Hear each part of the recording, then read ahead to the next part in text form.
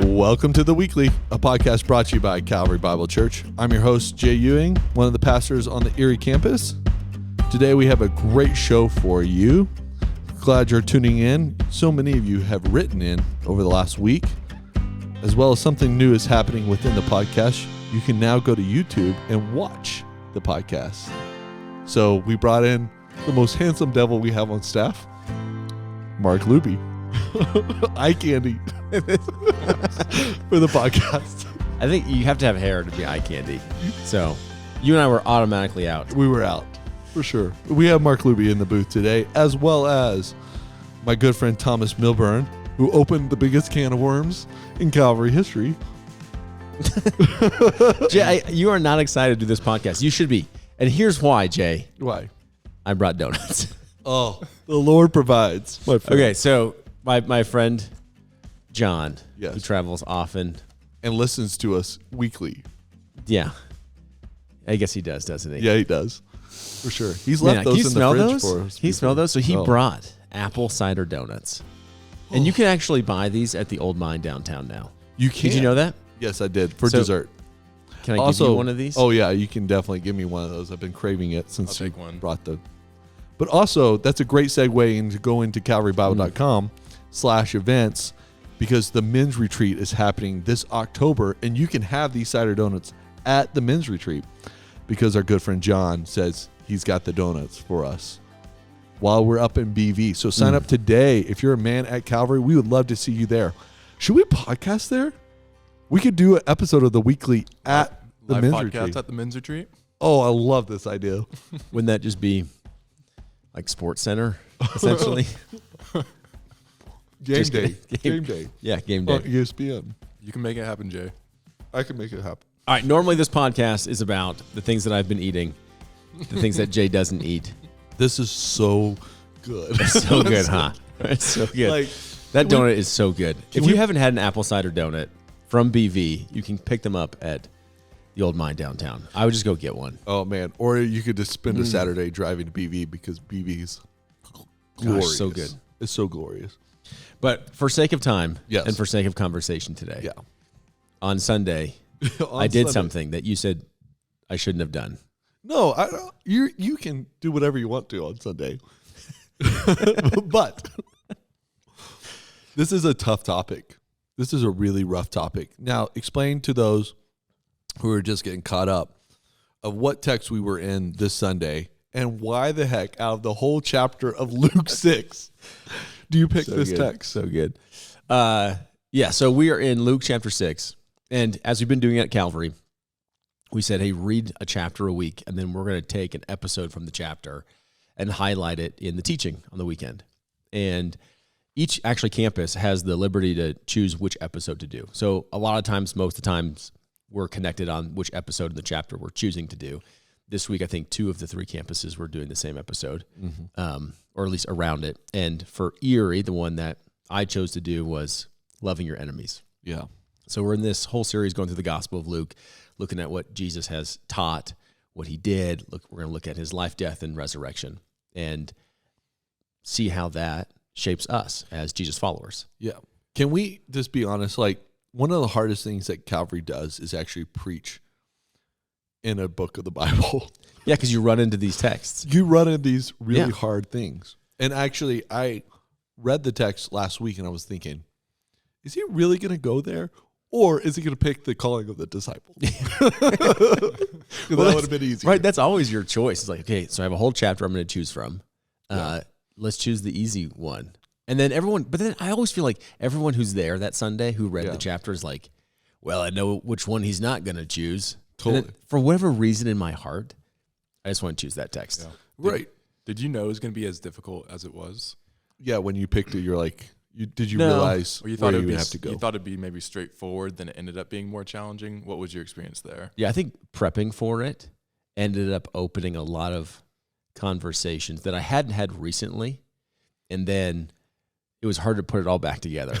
Close the lid. Yeah, I was like, oh man, this is hard. We should just go with like build your house on Jesus, the rock, you know?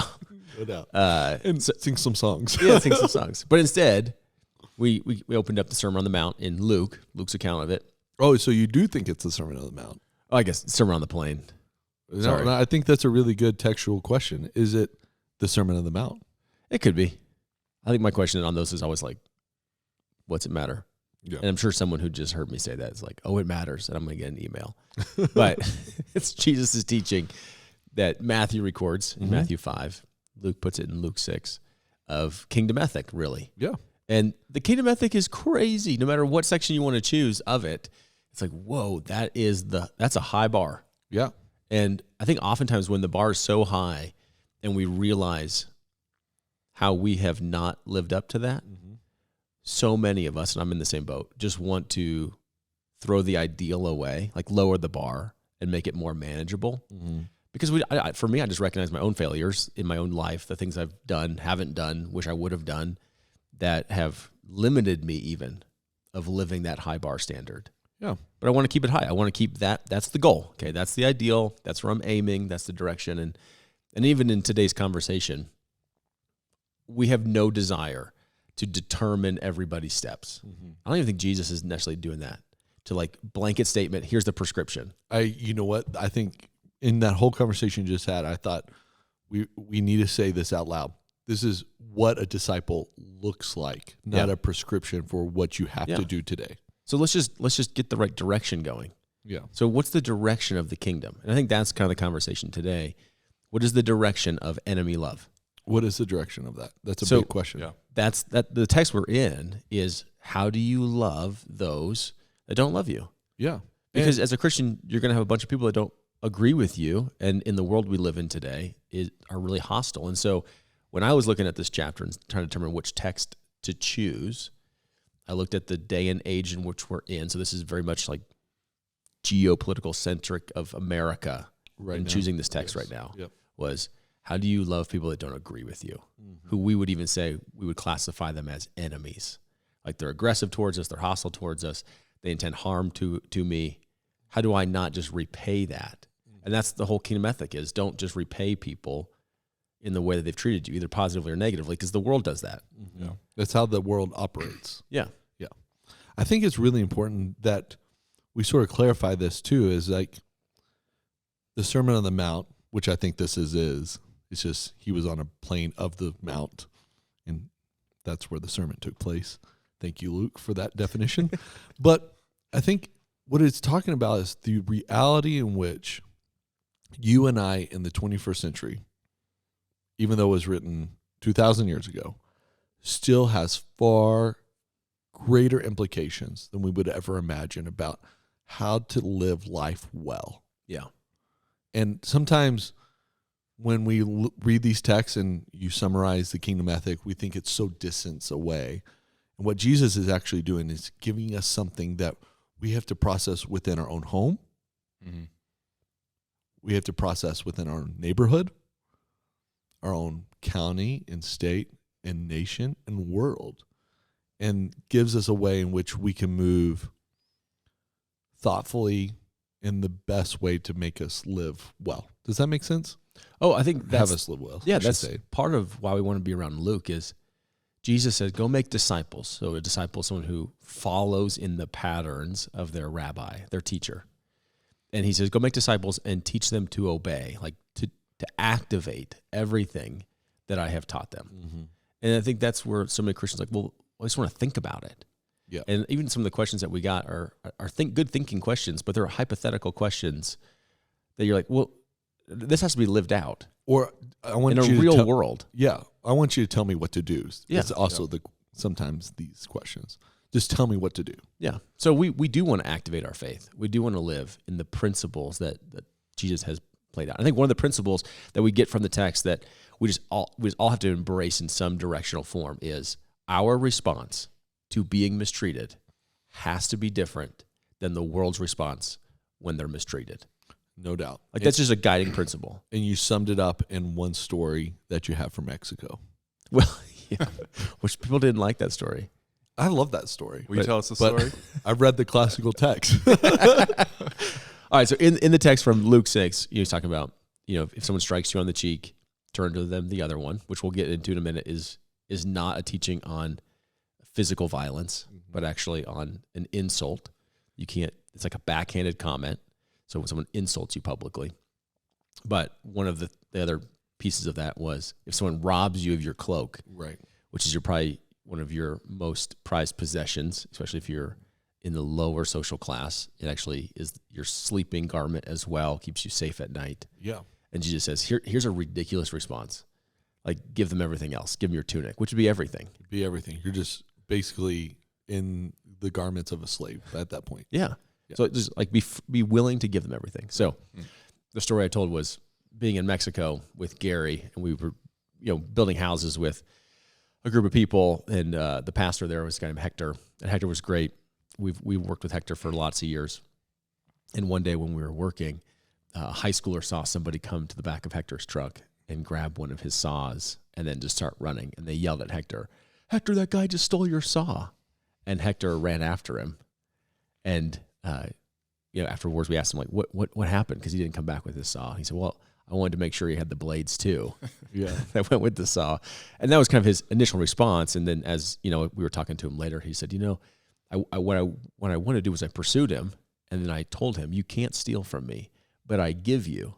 So I give you my saw. And he actually did end up giving him some additional blades, and then let the man go. Yeah. The blades that he needed for that saw. Yeah. Okay, but there's a classical Les Mis. Oh, yeah. I mean, people who like read English. Yeah. Yeah, English lit. Which I think, when did you read Les Mis? I was in college, Yeah. junior year of Bible college. It's also a classical movie. There's a great movie called It's a Les great- Mis. Yeah. There is a movie. But there's a scene where a prisoner steals from the priest who gave him a place to live for the night. The police bring him back to the priest. And he says, "I should have given you more."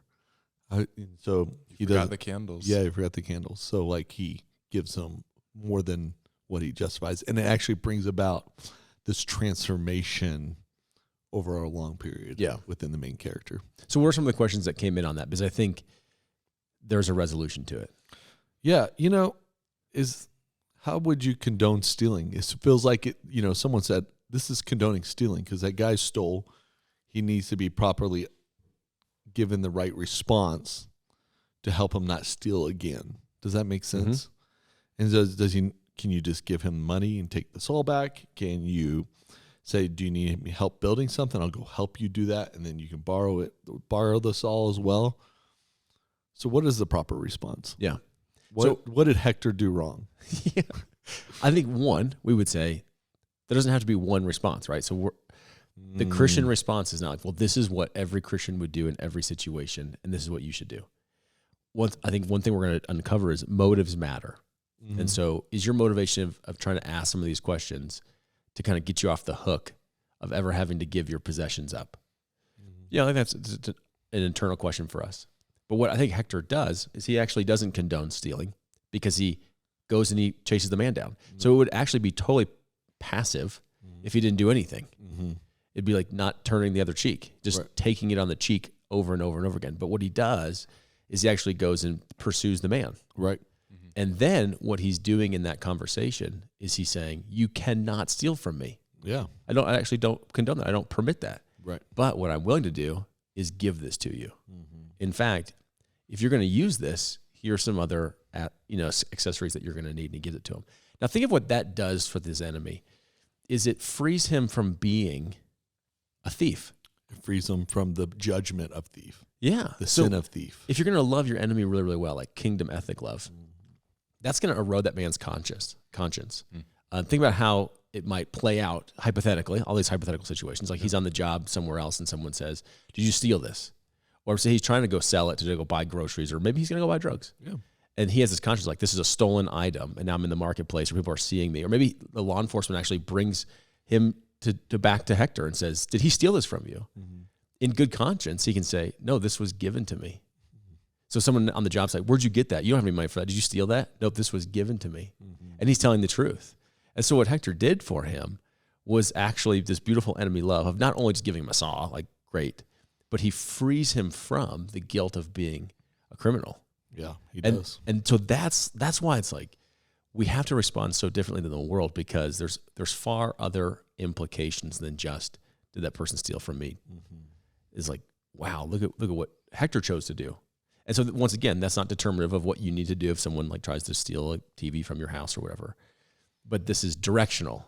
Is I'm a kingdom person in a world that doesn't love this way, that's always retributive. Can I live into this sort of direction? Yeah. What's amazing about it too is it takes the just stealing to so much of a bigger opportunity for the gospel. Because now it's not just, did you steal, did you not steal? But it's actually like, I'm going to show you love that's going to surprise you. And then it's like, what is that interaction taken? It's like an interaction where you're being treated unjustly. And then you're taking that and you're saying, I'm going to use this to show love and kindness. And maybe through that, God's going to work in some new way. I think that's a cool part of that story. That's good. You're changing what it's even about. Yeah. I think I hadn't even thought about, you're not only taking away the sin of stealing, you're taking the sin of lying that he has to do tomorrow. Yeah. Think about that. The weight of being a thief, like 2 days from there. It's a beautiful thing in which Hector does. Yeah. Doesn't mean you have to always do it that way. No. That's the hardest part of this. It's like, there's not a black and white moment to say this is what you do when A happens. But if someone who's trying to live into the kingdom, like you're saying, Mark, is like, what am I here for? Like I'm here for, let's say I get 80 years. Is my goal in life the accumulation and the preservation and protection of my stuff? Like, I don't think so. As a kingdom person, like I don't know. I hope not, right? Like my goal is to accumulate all the good stuff and then preserve it and protect it from anyone taking it from me. And make sure everyone knows that Simply Safe is guarding it. But at the same place, Bible totally speaks of personal property, right? Yeah. So to undermine the fact that this man is a thief would be wrong. And to be totally passive, like, it doesn't matter. People can just come in and steal. No, if someone's stealing from your house, you should call the police. You know, like you should probably call law enforcement, which will be in the conversation probably later of what's the role of government and stuff. But so anyway, that's the story of, I think what Jesus is doing is he's giving this high ideal where it's like, that's ridiculous. And I think he does this in other places too, where it's hyperbolic almost in the sense of like, well, if your eyes cause you to sin, gouge them out. If your hands cause you to sin, cut them off. It's like, that's how serious you should take this sin. And I think here's like, this is how serious or radical you could love. Just get us just going in the right direction. Now, Jesus actually lives out that ideal, and he's crucified on the cross. Right. So he's going to totally embody this. And as a disciple of the rabbi, that's my direction. And the disciples embodied it as well. Yeah. Up until their death. Which is really interesting to me is that, like, here's my church history slant, like always every week, is like, you've got to know actually how this happens in the church history stance of like where the implications of this teaching played out within the early church, the later church, and our modern day church. So, all right, get us to another question. Yeah, what happens then? So there's evil in the world. We all agree with that. How do Christians respond to evil that's actually bringing harm to individuals or a community or a nation?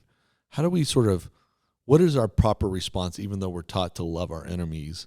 How do we like defend the vulnerable and those, even ourselves, defend ourselves? Yeah. I think the word used, defend, I think that was in a lot of the questions, is inherently, is there a place for self-defense? Yeah. Right? Or defense of another. And there most certainly is. So when we go from like property to physical harm, we want to be people who are trying to who want to restrain evil. Yeah. Who want to bring justice. And that does take some physical power. It takes strength and might. Now here's where I would try to just, a couple things. One, some of the questions that came in about turning the other cheek. This is where I think that text can get abused. Yeah, totally. In a really, really bad way, where I should say misused and really abused, I guess.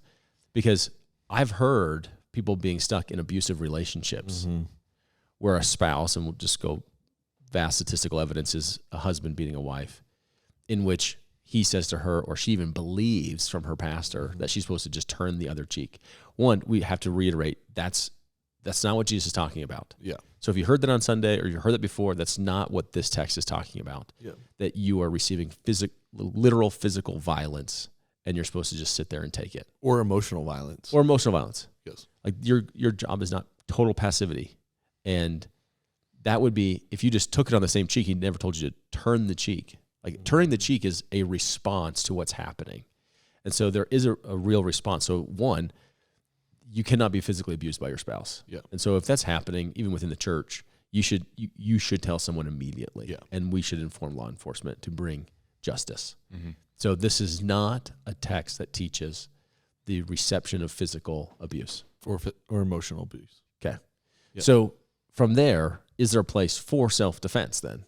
Or actually, wait. What about people who treat us like doormats? People that are like hurtful to us over and again, who seem to be people that hurt others in emotional and social settings. All right. So a text that we supposed to do we there? mentioned that I think is helpful is Romans 12. I was talking to Mark about this earlier. Romans 12? Romans 12. Okay. Verse 14, Paul says, bless those who persecute you, bless and do not curse them. So that's that kingdom ethic of surprise them with your response. Like actually have a genuine response, but it's not, you paid me evil, I give you evil. Yeah. Wow, you actually gave me evil, and I'm going to surprise you with a response. So you cursed me, now I'm going to bless you. Love one another with brotherly affection. Outdo one another in showing honor. Do not be slothful in zeal, be fervent in spirit, serve the Lord. Rejoice in hope, be patient in tribulation. Be constant in prayer, contribute to the needs of the saints, and seek to show hospitality. Bless those who persecute you. Bless and do not curse them. Rejoice with those who rejoice. Weep with those who weep. Live in harmony with one another. Do not be haughty, but associate with the lowly. Never be wise in your own sight. Repay no one evil for evil, but give thought to do what is honorable in the sight of all. If possible, as far as it depends on you, live peaceably with all. Beloved, never avenge yourself, but leave it to the wrath of God, for it is written, vengeance is mine, I will repay. Now, that's a ton of teaching we could unpack. I think there's a couple highlights here. One, our response is not a reaction to do what was just done to us. Two, there's a place to say, live at peace with people as much as it depends on you. Yeah. And there are some situations where it's like, I don't have the capabilities right now. Well, And so I'm going to put serious boundaries in maybe familiar relationships, family relationships, friend relationships, because this person is very toxic. yeah. And I am not going to let that person to be in my life. And it's the most loving thing you could do for them. It absolutely is. And I think we'll get to that in a second. It is the most loving response because it restrains them from causing harm to you because they're a human being too. And just think about what happens. I mean, I've worked in prison ministries. I've worked in rehabilitation ministries. What's happened to that human soul as they are the perpetrator of these things destroys the image of God in them. And so at many times, to restrain someone from the possibility of continuing to cause harm is the most loving thing because it continues to harm them too. And so like someone asked, like, how do you love an abuser? Well, you probably remove them from society. Yeah. In a sense, is, hey, not only is this going to limit their abuse to others, but it limits their ability to continue to be a perpetrator. And it's a loving response to them.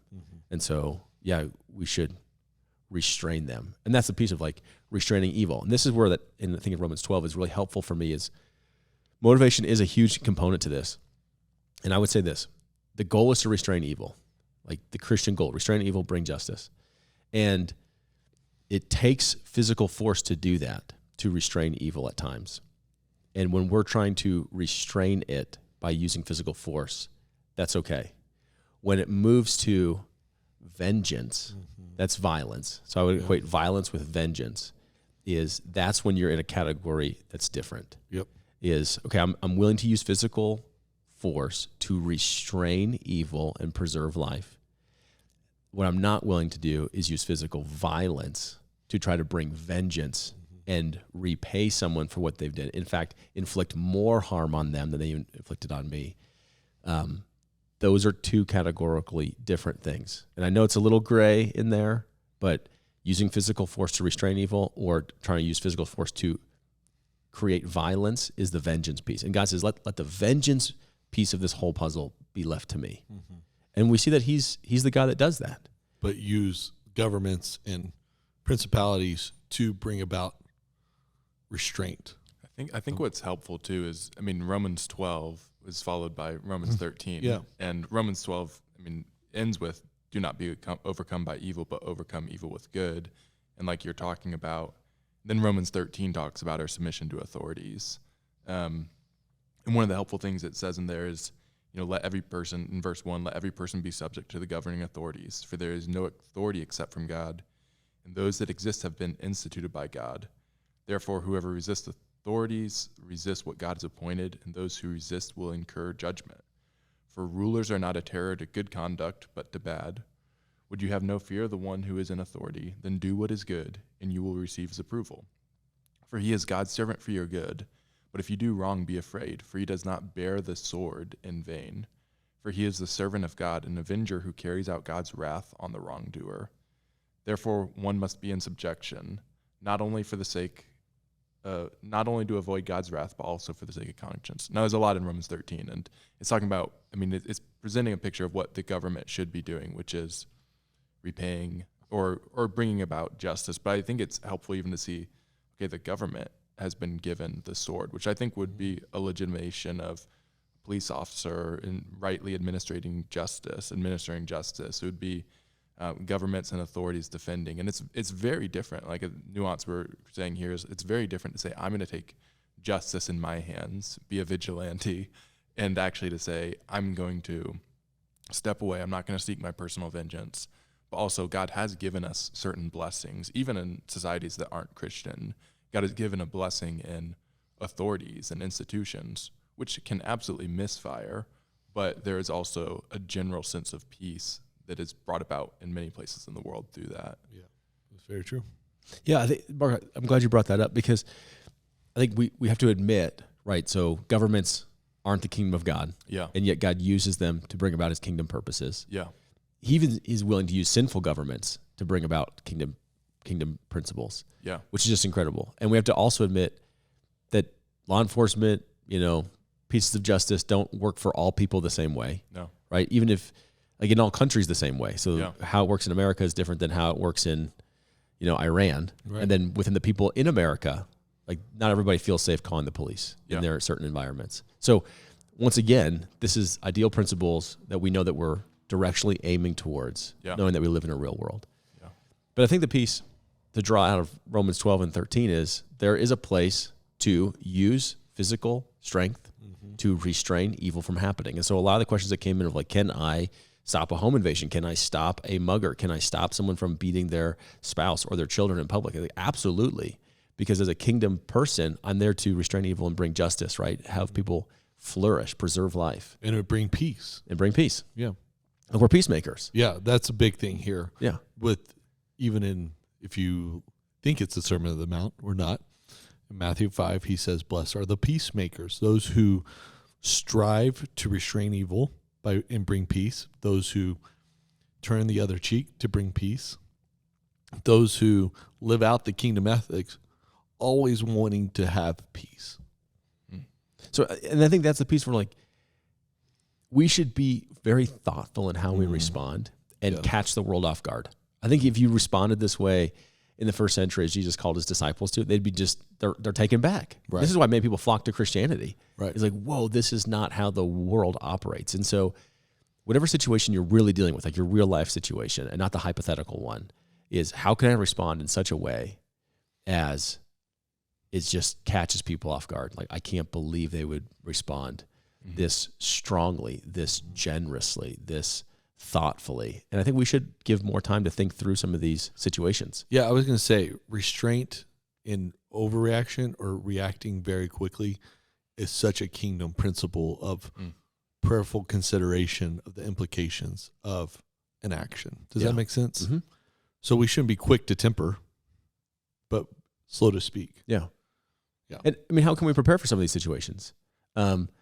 I have some friends that, teach firearm safety classes, CCW classes, get permits to people. And you've been to some of these classes that are taught really poorly. It's like, how do we use this weapon?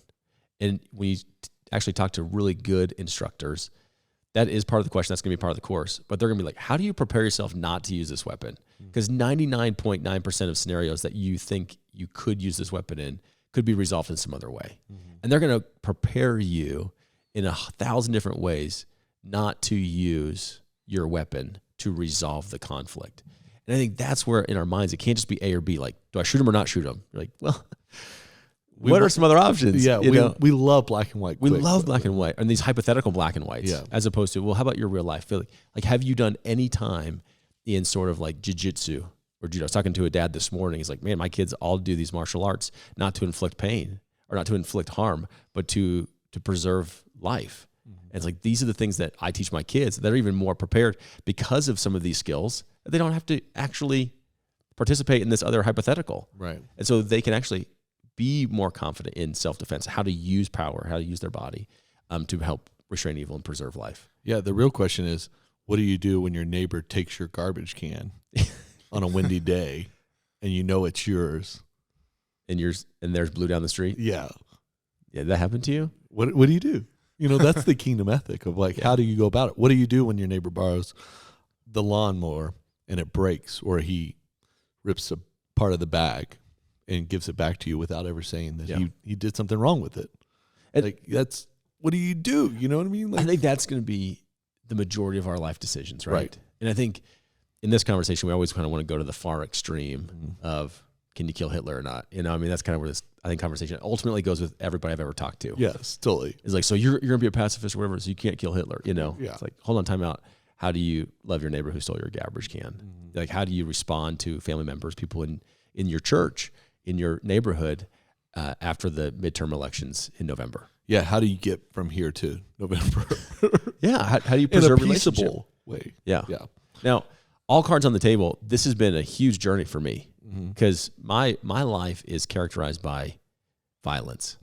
So I'm like, it's kind of funny to be the last person sometimes to be the one to talk about these sorts of things because I want to be the first person to respond with violence always in my life. I grew up, I have grandparents and family members that are all serving the military and, you know, idolize them and still have so much appreciation for my friends and neighbors that serve. And in my mind growing up, I was like, as a teenager, like I was the military's recruiting dream, right? Like the poster, like I remember there was a Marines like billboard that I drove by one time that said, "It's not our job to judge, it's our job to arrange the meeting." And I thought, yeah, that's like a 16-year-old, whatever, male, like, yeah, that's speaking right to my heart. Like, let's go take out the bad guys. Right. Like, and then it's like, well, who are the bad guys? And how do you take them out? And is that ethical? Like, I've come on this huge journey of trying to restrain my response, which has always been physical violence, to, okay, how do I use strength and power? Because my heart just beats to restrain evil and to bring justice. And what are the ways the kingdom does that? And it's different than the world. But I love what you're pointing out, Jay, is like the vast majority of those are going to be internal, individual, co-worker relationship or neighbor relationship. Yeah. Though there are extreme examples, and I've lived in those extreme examples of like, whoa, someone's life is probably going to be taken tonight. Right. Which to me has challenged another aspect of my personal journey with Jesus was there was been a value shift where I now, like, my greatest value in life is not the preservation of my own life. Like, I don't want to make decisions constantly of, does this keep me alive? And if you would put a hypothetical situation in my life and said, okay, evil is going to be restrained, justice will be brought, it's going to cost somebody their life, yours or theirs, I want to be the person that says, I'm willing to lay my life down to resolve evil and bring justice. That's right. And it hasn't always been that way. Yeah, Christians, I think, for me, in my journey, so I grew up in Texas. Enough said. We have Texas history 3 times in our, once in elementary, once in middle school, once in high school. Wow. There is a Ewing, although we can't support it, but that he was a Ewing in the Alamo who died in the occupation of the Alamo in Santa Ana, which if you don't know that story, you should Google the Alamo. It's a great Texas story. But I actually had a grandfather who was a pacifist. So that's another thing too. Like, pacifism is this broad category that we need to say that, like, what, do you just don't do anything? No, that's called passivity. That's what men in the 21st century are good at. Ouch. Pacifism is an active response to try to come about peace without violent resolutions. But anyways, he was in the military, served in World War II, a pacifist Christian man who decided to serve his country in this great fight against evil by building runways and buildings in the Pacific during World War II, where bombs would come off and Japanese would drop bombs on them all day and raid and all that stuff without ever shooting a gun to help his country, because he knew that there was a greater implication for him not doing anything with this evil, even though his conscience could not allow him to carry a gun. Isn't it? It's like, that's a crazy story, right? Yeah. But that's the general place where I come from. Like, have military background from Texas. I am always ready to bring about justice. You know, John Wayne is my hero. Watching Westerns is what I grew up on. That is my formation. Yeah. It wasn't necessarily the Bible, even though I did go to church occasionally. It was John Wayne was my formation. This is what a man does. So coming into my college years, we had 9/11, my freshman year of college. I watched it that morning, that Tuesday morning. I saw my friends in Bible college sign up or have to come out of the reserves to restrain evil in some manner of the fact. And so it sent me on a journey to read about just war theory, about pacifism, about the Christians who have agreed or disagreed on both of those for the last 20 years. And my conclusion in all this brought up a whole implications, right, in my own formation this week. And it's like, gosh, the kingdom is so hard to live in, yet the kingdom is the right way in which I should live. Does that make sense? And so you should do your reading. You should do your reflection. You should do your praying. You should examine the scriptures and work out some of these implications of real world life with the Lord and with this community. All right, so I think we should touch base on, just briefly, what are some guiding principles of like serving in law enforcement, military? I think it's totally possible. Yeah. I actually do. Yeah. And I leave that with, maybe the Lord corrects that over time, but I'm not there. Yeah. So one thing that wasn't top of my mind until you just mentioned 9/11 was, I remember being that young teenager in 9/11, and there was a song after 9/11 that came out, and I just pulled it up, the lyrics. I won't mention who writes it, but you'll know. It's a country song. So, now this nation that I love has fallen under attack. A mighty sucker punch came flying in from somewhere in the back. Soon as we could see clearly through our big black eye, man, we lit up your world like the 4th of July. Hey, Uncle Sam, put your name on the top of his list. And the Statue of Liberty started shaking her fist. The eagle will fly, man. It's going to be hell when you hear Mother Freedom start ringing your bell. And it feels like the whole world is raining down on you, brought to you courtesy of the red, white, and blue. And then it goes on. The big dog will fight when you rattle his cage, and you'll be sorry that you mess with the USA, because we'll put a boot in your, rhymes with bass. It's the American way. And I'm like, I remember as like a teenager, I'm like, that's my song. And it's like, wait a minute, that is the American way, is you mess with us, and it's not going to be, okay, well, there's going to be a strong, right response. A proportional response. Which should be there. Yeah, for justice. We're going to restrain evil and bring justice. The American way, which I think I've lived into most of my life, is we're going to rain down hell until you realize how much stronger and bigger and badder we are. We're going to destroy your life. I think it's like when Jesus goes into this kingdom ethic of like eye for an eye. You know, if you've heard me say eye for an eye, but I say, and this is enemy love again, because there's precedence for an eye for an eye. That's justice, right? Yeah. But when you take my eye, what do I want to do? Is take your head. Yeah. And that's the American way.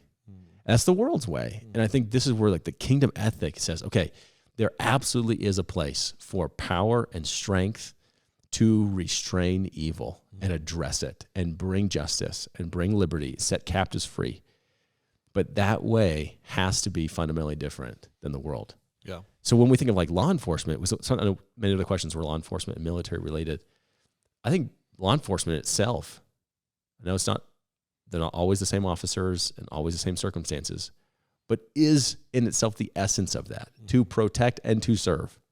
Like most certainly you could be an officer that brings protection and service to your community. And the way that you protect and serve is you're restraining evil and harm. And they have done that in my life to protect me. Even, Yeah. On, Now, has every personification. officer embodied that principle of the kingdom? No. No. And have we seen officers abuse that? Absolutely.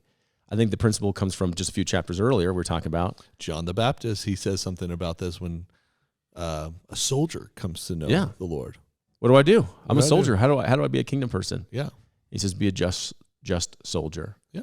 Don't participate in the way that other soldiers have brought injustice, abusing people by your power and strength. Yeah. And that's the hardest part in this thing, especially being a soldier officer, is the restraint part, like the proportional to justice and protection, and then that delicate balance of restraint. Yeah.